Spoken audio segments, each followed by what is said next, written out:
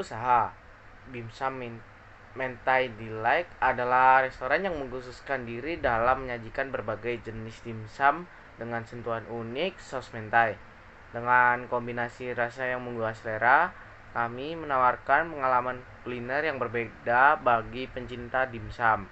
Visi: menjadi destinasi utama bagi pencinta dimsum di kota ini dengan menyajikan menu yang inovatif dan berkualitas tinggi.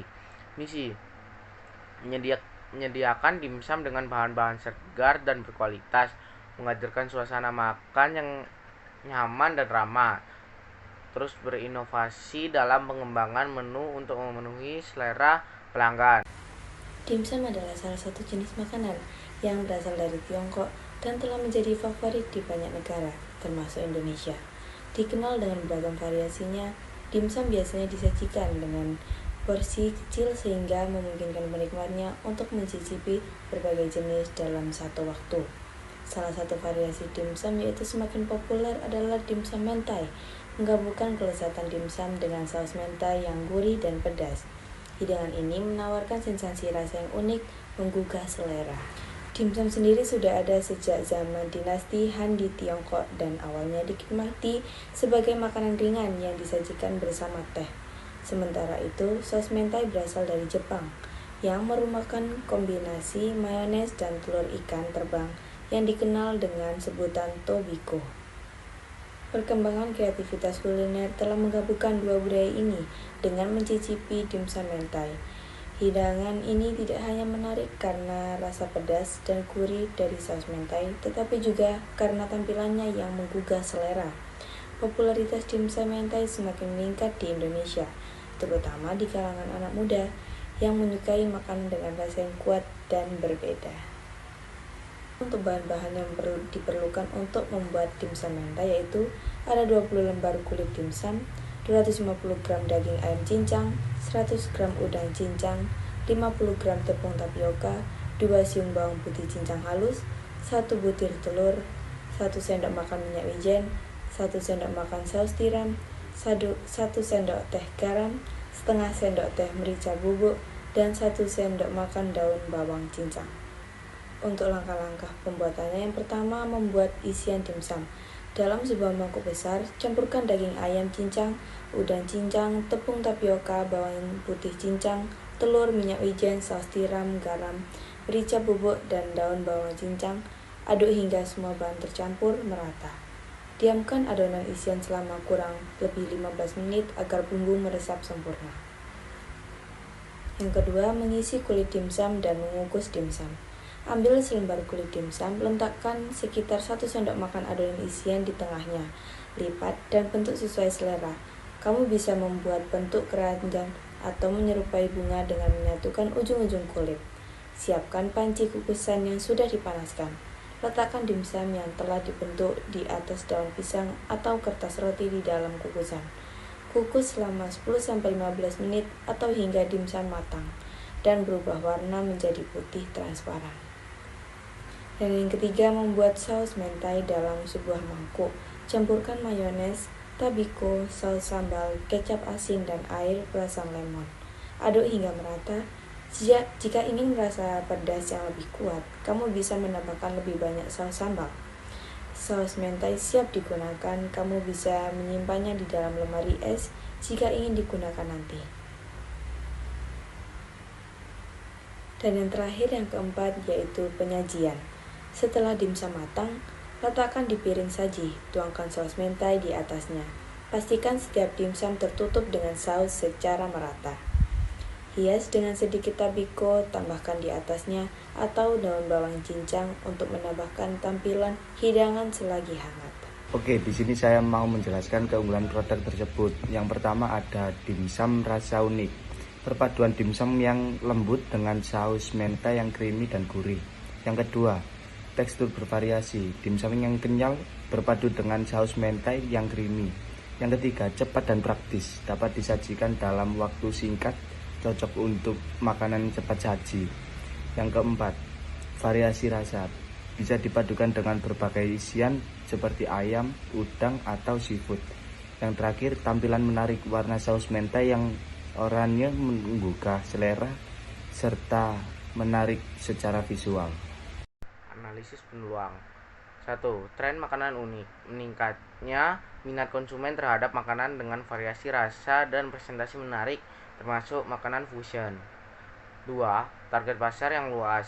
Pencinta kuliner, keluarga, mahasiswa, dan profesional muda yang mencari pengalaman baru. Yang ketiga, kesadaran akan kualitas makanan. Masyarakat semakin peduli terhadap bahan baku yang sehat dan berkualitas, sehingga penggunaan bahan segar dapat menjadi nilai jual. 4. Media sosial dan pemasaran digital. Penggunaan media sosial sebagai platform untuk promosi dapat meningkatkan visibilitas dan menarik pelanggan baru dengan konten visual yang menarik. 5. Menu variasi. Peluang untuk mengembangkan menu yang lebih beragam seperti dimsum vegetarian atau tanpa gluten untuk menarik segmen pasar yang lebih luas. 6. Lokasi strategis. Jika lokasi usaha berada di area ramai, ini dapat menarik pengunjung yang mencari tempat makan praktis dan cepat. 7. Kolaborasi dan acara. Kesempatan untuk bekerja sama dengan acara lokal, festival kuliner, atau kolaborasi dengan influencer untuk meningkatkan brand awareness. 8. Ekspansi layanan. Potensi untuk menawarkan layanan pengantaran, delivery, dan pemesanan online yang semakin diminati di era digital. 9. Pengembangan brand. Membangun identitas brand yang kuat dengan fokus pada keunikan saus mentai dapat meningkatkan loyalitas pelanggan. Strategi pemasaran dimsum mentai yang pertama adalah pemahaman pasar dan segmentasi konsumen, di mana kategori pertama adalah segmentasi ganda yang dimana fokus pada remaja Gen Z dan milenial muda, kemudian ada serta orang tua generasi X atau baby boomers. Kemudian ada kategori preferensi produk, di mana varian inovatif seperti spicy atau cheese mentai untuk remaja dan rasa klasik serta sehat untuk orang tua. Yang kedua ada pengembangan produk dan inovasi varian produk. Yang pertama yang dimana ada sediakan ukuran mini untuk sejumlah remaja dan porsi besar untuk keluarga. Kemudian ada kategori kemasan ramah lingkungan, di mana kemasan menarik bagi remaja dan informatif bagi orang tua. Yang ketiga ada strategi pemasaran online, di mana kita akan membuat konten viral di media sosial seperti membuat konten menarik di TikTok dan juga di Instagram seperti challenge dan video kreatif. Kemudian ada kolaborasi influencer dengan melibatkan influencer dari berbagai generasi untuk merangkul semua segmen pasar. Dan yang terakhir adalah pemasaran di aplikasi pesan makanan seperti promo khusus di GoFood, GrabFood, ShopeeFood dengan diskon untuk penggunaan e-wallet. Yang keempat ada strategi pemasaran offline, di mana membuka pop-up store dan booth seperti buka di mall dan kampus untuk remaja serta di pasar tradisional untuk orang tua. Kemudian ada sampling gratis dan demo massa seperti mengadakan di supermarket atau mall dengan diskon khusus bagi pengguna e-wallet. Dan juga yang terakhir adalah distribusi di supermarket kerjasama dengan supermarket untuk distribusi produk dengan promo menggunakan e-wallet. Yang kelima ada kolaborasi dengan startup untuk kelancaran penjualan, di mana kita akan bergabung dengan startup logistik dengan menggunakan startup logistik untuk pengiriman cepat dan aman. Kemudian ada platform e-commerce atau jual produk di Tokopedia dan Shopee dengan same day delivery. Dan yang terakhir ada teknologi CRM dengan menggunakan CRM untuk menganalisis perilaku pelanggan dan personalisasi kampanye pemasaran. Dengan pertama adalah promo cashback, di mana kolaborasi dengan Ovo, GoPay, dan Dana untuk cashback khusus atau diskon pembelian. Kemudian ada program membership dengan e-wallet, dengan pelanggan yang menggunakan e-wallet atau pembelian dapat bergabung dalam program membership dengan benefit eksklusif seperti diskon tambahan atau produk gratis. Kemudian ada event dan flash sale bersama e-wallet, dengan adakan flash sale atau event belanja bersama e-wallet tertentu, misalnya dimsum mentai day with OVO dengan diskon besar-besaran. Dan yang ketujuh ada prinsip kewirausahaan yang baik, bahan baku berkelanjutan, di mana gunakan bahan dari pemasok berkelanjutan dan dukung UKM lokal.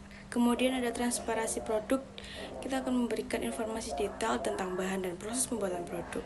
Dan yang kedelapan ada aktivitas promosi kreatif seperti di event kuliner dan workshop. dengan mengadakan workshop online atau offline dengan promo untuk pembayaran melalui e-wallet. Dan yang terakhir ada kampanye spesial seperti kampanye berbagi di bulan Ramadan atau Natal dengan diskon e-wallet dan bundling produk. Setelah strategi pemasaran, target waktu penjualan waktu per tahun juga diperlukan, seperti analisis pasar, yaitu yang pertama ukuran pasar, yaitu kita menentukan jumlah konsumen potensial di segmen yang telah diidentifikasi, seperti remaja dan orang tua. Yang kedua adalah tren konsumsi, mempertimbangkan tren pertumbuhan konsumsi makanan siap saji seperti dimsum. Yang kedua adalah estimasi perjualan per bulan, yaitu penjualan harian. Estimasi jumlah penjualan harian berdasarkan lokasi dan strategi permasaran seperti pop-up store, online, dan lain-lain. Misalnya, target penjualan 100 porsi per hari. Kemudian ada kenaikan musiman. Mempertimbangkan fluktuasi musiman seperti saat event festival ataupun hari raya. Yang ketiga adalah menghitung target tahunan. Formula sederhananya yaitu target bulanan dikali 12 sama dengan target tahunan. Contohnya, jika target penjualan 100 porsi per hari, yaitu 100 porsi dikali 30 hari. Kemudian 3000 porsi dikali 12 bulan, 36 porsi per tahun. Yang keempat adalah faktor pertumbuhan, mempertimbangkan faktor pertumbuhan berdasarkan promosi, kolaborasi dengan e-wallet, dan keberhasilan pemasaran online atau offline. Misalnya, target kenaikan penjualan 20% tahun berikutnya jika strategi berjalan baik. Yang kelima adalah penyesuaian berdasarkan data setelah 6 bulan. Analisis data penjualan dan sesuaikan target berdasarkan hasil nyata dan umpan balik pasar. Contohnya, target penjualan, misalnya jika dari analisis kami mendapatkan bahwa target penjualan bulanan adalah 4.000 porsi, maka target tahunan akan menjadi 4.000 porsi dikali 12 bulan sama dengan 48.000 porsi per tahun. Kebutuhan pembiayaan juga diperlukan untuk melaksanakan strategi pemasaran dimsum mentai dengan kolaborasi e-wallet. Berikut adalah kebutuhan pembiayaannya yang dapat dipertimbangkan. Yang pertama adalah riset pasar dan segmentasi. Biaya riset seperti pengumpulan data pasar, survei konsumen, dan analisis kompetitor menghabiskan total perkiraan 10 hingga 20 juta. Yang kedua adalah pengembangan produk.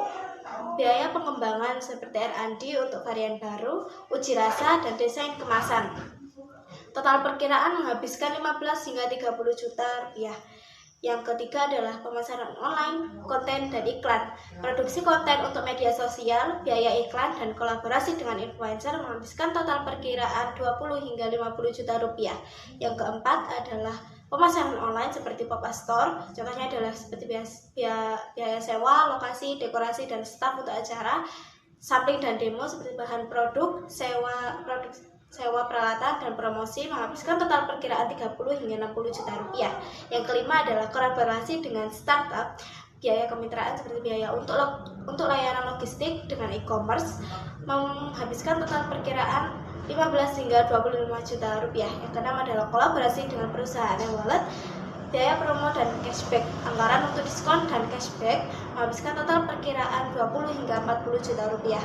Yang ketujuh adalah program loyalitas dan komunitas. Pengembangan platform, biaya untuk CRM dan komunitas online menghabiskan total perkiraan 10 hingga 20 juta rupiah.